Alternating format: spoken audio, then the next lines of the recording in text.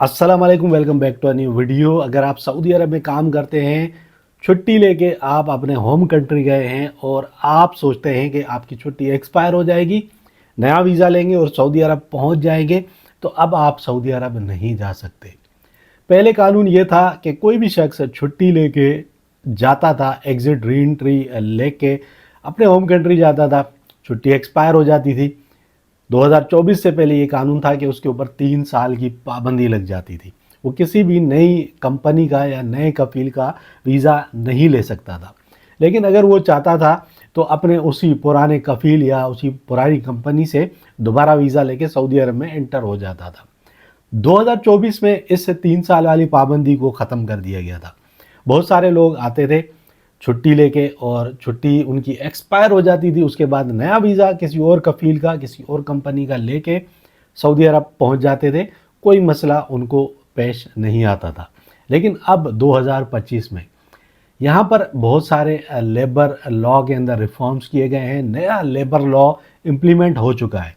इस नए labour law के मुताबिक वो तमाम लोग जो छुट्टी पे जाते हैं अपने होम कंट्री और छुट्टी ख़त्म होने से पहले वापस सऊदी अरब नहीं आते, फिर वो नया वीज़ा लगवाते हैं किसी और कफ़ील का, किसी और कंपनी का।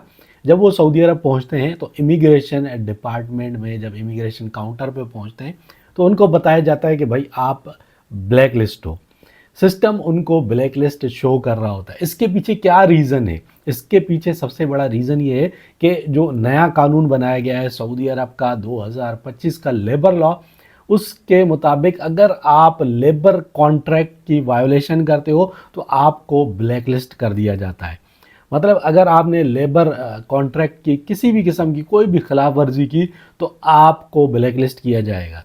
जब भी आपने अपने होम कंट्री जाना है छुट्टी लेके और आप उस छुट्टी के दौरान उसको ख़त्म होने से पहले वापस नहीं आते, नया वीज़ा लगवा लेते हो और फिर वापस आते हो सऊदी अरब में, तो आपको एंट्री नहीं मिलेगी।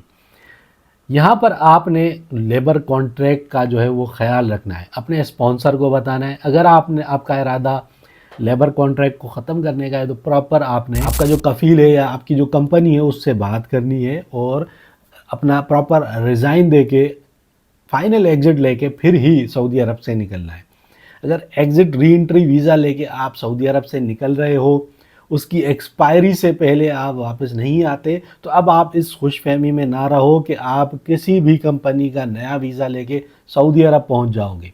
नए लेबर लॉ में बहुत ज़्यादा सख्तियां कर दी गई हैं। अब जो चीज़ें पहले यूएई के अंदर, मुत्तहिदा अरब अमारात के अंदर या जो दूसरी खलीजी ममालिक हैं उनके अंदर लेबर लॉज थे, सेम उसी तरीके के लेबर लॉज अब सऊदी अरब के अंदर लेबर कवानीन जो है वो मुतारिफ़ करवा दिए गए हैं। अब लेबर कवानीन के ऊपर सख्ती से अमल दरामद जारी है।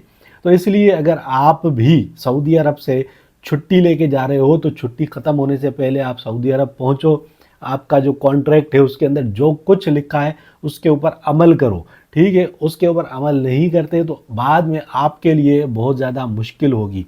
बहुत सारे लोग अभी तक ये समझते हैं कि जो 2024 में होता था कि आप छुट्टी लेके चले जाते थे सऊदी अरब से और आपकी एग्ज़िट री एंट्री जो होती थी वो एक्सपायर होने के बाद आप नया वीज़ा लेके दोबारा से चले जाते थे, कोई मुश्किल नहीं होती थी। तो अब आपके लिए बहुत ज़्यादा मुश्किल होगी।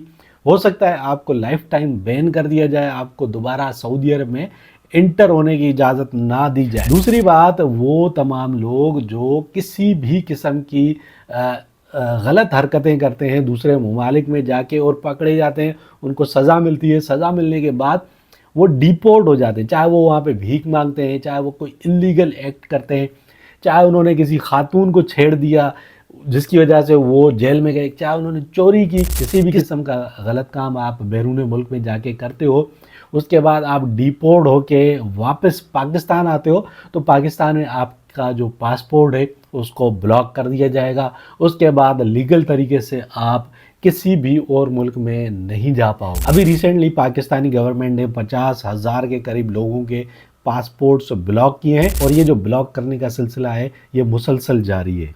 तो ये एक छोटी सी अपडेट थी। उम्मीद है ये वीडियो आपको समझ में आ गई होगी। अगर वीडियो अच्छी लगी है तो लाइक और शेयर ज़रूर कीजिए, चैनल को भी सब्सक्राइब कर दीजिए और मुझे दीजिए इजाज़त। अल्लाह हाफिज़।